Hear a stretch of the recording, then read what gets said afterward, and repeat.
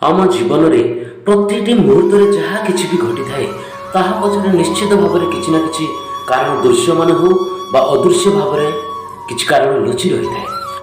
କିଛି କାରଣ ଆମ ପାଇଁ ଜ୍ଞାତସାରରେ ଥାଏ ଏବଂ ଆଉ କିଛି କାରଣ ଆମ ଜ୍ଞାତସାରରେ ନଥାଏ।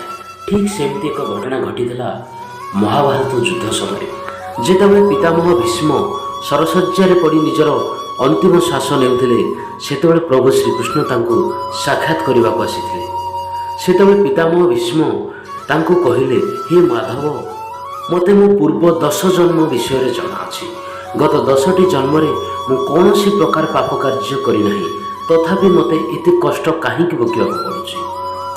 ପ୍ରଭୁ ଶ୍ରୀକୃଷ୍ଣ ତାଙ୍କୁ ଉତ୍ତରରେ କହିଲେ, ଏକଥା ହେଉଛି ତୁମ 10 ଜନ୍ମ ପୂର୍ବର କଥା।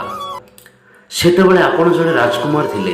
ଏକଦା ଜଙ୍ଗଲ ରାସ୍ତାରେ ଯିବାବେଳେ ତୁମ ରାସ୍ତାରେ ଗୋଟିଏ ସାପ ଆସିଲା। ଆପଣ ତାକୁ ରାସ୍ତାରୁ ହଟାଇବାକୁ ଯାଇ ଜଙ୍ଗଲକୁ ଫୋପାଡ଼ିଥିଲେ ଏବଂ ତୁମେ ତୁମ ରାସ୍ତାରେ ଚାଲି ଯାଇଥିଲ।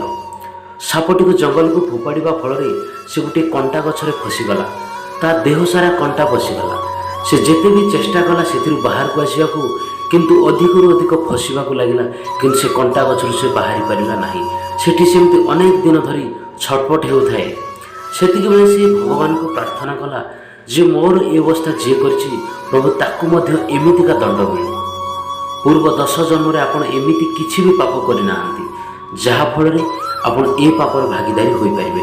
କିନ୍ତୁ ଯେତେବେଳେ ଦ୍ରୌପଦୀଙ୍କ ବସ୍ତ୍ରହରଣ ହେଉଥିଲା, ସେତେବେଳେ ଆପଣ କିଛି ନ କହି ନୀରବ ରହିଥିଲେ, ଯାହାଫଳରେ ଆପଣ ଏ ପାପର ଭାଗିଦାରୀ ହୋଇଛନ୍ତି। ସେଥିପାଇଁ ଆପଣଙ୍କୁ ଏ ଶରଶଯ୍ୟା ଭୋଗିବାକୁ ପଡ଼ୁଛି। ତ ଫ୍ରେଣ୍ଡସ୍, ଯଦି ଆପଣଙ୍କ ଜୀବନରେ କିଛି ଭଲ ଘଟୁଛି ତାହେଲେ ତା ପଛରେ ମଧ୍ୟ କିଛି କାରଣ ରହିଛି। ଆଉ ଯଦି ଆପଣଙ୍କ ଜୀବନରେ କିଛି ଖରାପ ଘଟୁଛି, ତଥାପି ତା ପଛରେ କିଛି ନା କିଛି ଗୋଟେ ନିର୍ଦ୍ଦିଷ୍ଟ କାରଣ ରହିଛି।